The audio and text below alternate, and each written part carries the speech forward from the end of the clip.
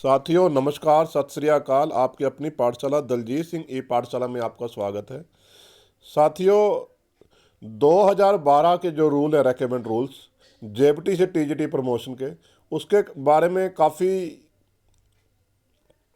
Confusions हैं, क्योंकि ये जो रूल्स हैं ये दिल्ली से कॉपी किए गए हैं। हमारे एकेडमिक जो कंट्रोलर हैं एचएससी में भी, और जो डीएससी में लगे हुए हैं। डीएससी में जो पंकज जी थे उन्होंने ये रूल बनाए थे, लेकिन जब उन्होंने रूल बनाए थे तो क्या हुआ था कि उन्होंने ये कॉपी किए थे दिल्ली से, एनसीटी लगा लो या दिल्ली में जो भी रिक्वायरमेंट होती हैं, क्योंकि केंद्र के अनुसार चलना पड़ता है। लेकिन उस समय उन्हें यह इल्म नहीं था कि JBT diploma in elementary education, एक तो भ्रांति ये थी, नंबर 1 भ्रांति तो ये थी भी डिप्लोमा इन एलिमेंट्री एजुकेशन क्या है, क्या ये जेबीटी डीएड के बराबर है। दूसरा, टीजीटी इंग्लिश का जो विवाद था वो भी बहुत बड़ा हुआ। उसमें क्या हुआ कि हरियाणा की कोई भी यूनिवर्सिटी जो थी वो इंग्लिश इलेक्टिव नहीं करवाती थी, और यहाँ पर इंग्लिश कंपलसरी होती है, जबकि दूसरी जो स्टेट्स हैं वो इंग्लिश इलेक्टिव करवा रही हैं। यहाँ पर जो हमारा सिलेबस है इंग्लिश कंपलसरी का, वो इंग्लिश इलेक्टिव के ही लगभग बराबर है। तो 2015 में जब वैकेंसी निकली, 2016 में इन्होंने कॉरिजेंडम निकाला कि जो हमारी हरियाणा की जो इंग्लिश है वो इंग्लिश इलेक्टिव के बराबर है, लेकिन इन्होंने रूल में चेंज नहीं किया था। रूल में चेंज ना करने के कारण एचटेट का, आप इस बार का जो 2022 में एचटेट हुआ है 2021 में, उसमें भी रूल वही लिखे हुए हैं। तो साथी जोर लगा रहे थे कि इसको चेंज करवाया जाए। तो जो रेकमेंड रूल्स है 2012 के, उसमें तो साथियों दोनों चीज़ें चेंज कर दी गई हैं। अब उसमें जेबीटी वर्ड भी आ चुका है, यानी कि आपने अगर जेबीटी कर रखी है, डिप्लोमा इन एजुकेशन कर रखी है नंबर 1, तो आप प्रमोशन के भी पात्र हो, जेबीटी से जो टीजीटी प्रमोशन चाहते हैं। दूसरा, अगर न्यू रिक्वायरमेंट में, क्योंकि टीजीटी इंग्लिश की इंग्लिश कंपलसरी के आधार पर प्रमोशनें तो हो चुकी हैं, काफ़ी प्रमोशनें हुई हैं। प्रमोशनों में भी विवाद छिड़ गया था। क्या हुआ था कि काफ़ी वैकेंसी खाली थी इनकी टीजीटी इंग्लिश की, इन्होंने थोड़ी बहुत ही करके गोलमोल कर दी बात। साथी कुछ कोर्ट में गए, वहाँ से वो बिना बीएड के जेबीटी साथी जो अपने ऑर्डर लेके आए। जब 10-20 ने तो ज्वाइनिंग ले ली, उसके बाद और केस हो गए 50-60। तो सरकार ने देखा तो ये तो कोर्ट केस करके सभी ज्वाइनिंग ले, तो इन्होंने कोर्ट में एक शपथ पत्र दे दिया कि टीजीटी इंग्लिश की कोई भी वैकेंसी खाली नहीं है। जबकि जितने भी टीचर, जो जेबीटी टीचर हैं, जो एसएस टीचर हैं, वो कार्यरत, अगर आप देखो मिडिल स्कूलों में ज़्यादातर मोस्टली स्कूलों में टीजीटी इंग्लिश और टीजीटी एसएस की पोस्ट आज भी खाली पड़ी हैं, जबकि झूठा शपथ पत्र हरियाणा सरकार ने दिया है, ना ही उसके बाद कोई वैकेंसी निकाली है। तो साथियों, क्या रूल किया गया और क्या पहले रूल थे वो देख लेते हैं जरा। पहले क्या था कि टीजीटी इंग्लिश लिखने के लिए BA with at least 50% marks in English and elective subject and 2 year diploma in elementary education. 2 year diploma in elementary education में भी दिक्कत थी। क्या दिक्कत थी? वो इसको जेबीटी के पहले नहीं मान रहे थे, लेकिन कोर्ट में इन्होंने माना। 2017-18 में जो केस हुआ है, पहले चला तो 2015 से ही केस था वो, लेकिन 2018 में जीता गया साथियों के द्वारा। उसके बना पर काफ़ी और केस हुए, तब इन्होंने कोर्ट में मान लिया था कि जो 2 year diploma in elementary education वो जेबीटी के बराबर ही है। दूसरा जो मेन चक्कर था वो ये था, BA with at least 50% marks as well as in English as an elective subject and first year 1 year bachelor in education. तो क्या हो गया, BA with at least 50% marks as well as in English. तो यहाँ पर क्या था कि इलेक्टिव सब्जेक्ट मांगा गया था।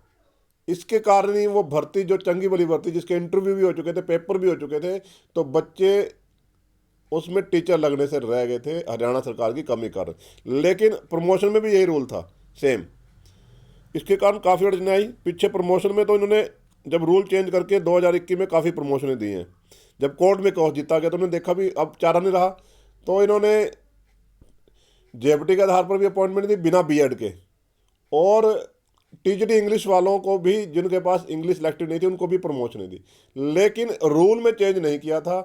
इसके लिए जो नए भर्ती अगर निकलनी थी तो उसमें काफ़ी अड़चन थी, क्योंकि पहली भर्ती उन्होंने वापस ले लिया है। हालांकि उसका केस चल रहा है अभी कोर्ट में, लेकिन कुछ पता नहीं है इन्होंने किन कारण से वापस ली थी। जैसे संस्कृत की ले ली थी, ऐसे इसका भी लास्ट मोमेंट पे जब रिजल्ट आना बाकी था तो ले ली थी। क्या रूल बनाया गया आप ये देखो। अब जो इन्होंने 2 रूल चेंज किए हैं टीजीटी इंग्लिश के, bachelor degree from a recognised university with at least 50% mark in English 50% marks in English हैं आप बैचलर डिग्री में नहीं, और ऑनर्स सब्जेक्ट्स या तो इंग्लिश कंपलसरी में हो, या आपके पास इंग्लिश इलेक्टिव हो, या इंग्लिश कोर हो, या ऑनर्स हो, and English as a teaching subject in BTC JBT DEd. जो पहले सिर्फ डिप्लोमा इन एलिमेंट्री एजुकेशन था, अब उन्होंने चेंज कर दिया है, वहाँ पर बीटीसी लिख दिया है, जेबीटी लिख दिया है और डीएड भी लिख दिया है। यानी कि आपके सारे ये डिप्लोमे जो है अब बराबर हैं, आपको बीएड करने की बिल्कुल भी जरूरत नहीं है। पहली चीज़ तो ये क्लियर होगी। दूसरा ये क्लियर हो गया कि आपके पास अगर इंग्लिश है जेबीटी में, टीचिंग ऑफ इंग्लिश, तो आप टीजीटी इंग्लिश बन सकते हो और आपकी एसीपी में भी कोई खतरा नहीं है। प्रमोशन में भी यही रूल है। 3 एक्सपीरियंस होना चाहिए, bachelor degree from recognised with at least 50% marks in English as compulsory, और जेबीटी या डिप्लोमा, या तो जेबीटी या डिप्लोमा एजुकेशन है तो आपको बीएड की जरूरत नहीं है और आप जो है टीजीटी इंग्लिश के लिए पात्र हैं। दूसरा, bachelor degree from recognised with at least 50% in mark in English, वहाँ पर 50 मार्क्स बीए में चाहिए थे, लेकिन अब इन्होंने चेंज कर दिया। देखो बहुत बढ़िया चेंज है साथियों, 50% मार्क्स जो है बीए में चाहिए। Bachelor degree from a recognised university with at least 50% marks in English, 50% marks जो आपके इंग्लिश में होने चाहिए। अगर बीए में आपके जितने मर्जी परसेंट हो वो चल जाएगा। और इसके बाद इन्होंने एक इंग्लिश कंपलसरी अब अपने रूल्स में लिख दिया है कि आपकी अगर इंग्लिश कंपलसरी है तो वो भी अब मान्य है।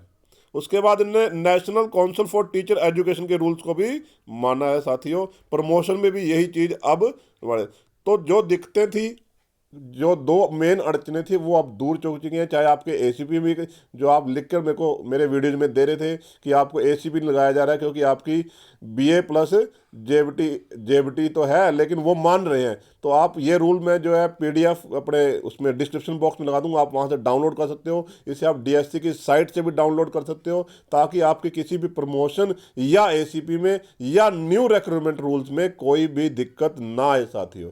ऐसे और रूल्स के लिए, ऐसी और जानकारी के लिए आप मेरे चैनल को सब्सक्राइब जरूर करें और नई नई जानकारियाँ जो अपडेट्स है एजुकेशन की वो लेते रहें, और बेल आइकन का बटन भी जरूर दबाएं साथियों। अगर आपकी कोई क्वेरीज है, अगर आपको कोई क्वेश्चन है साथियों इस बारे में, तो आप मेरे को कमेंट बॉक्स में डाल सकते हो, मैं उसका भी जवाब जरूर दूंगा। धन्यवाद साथियों, जय हिंद साथियों।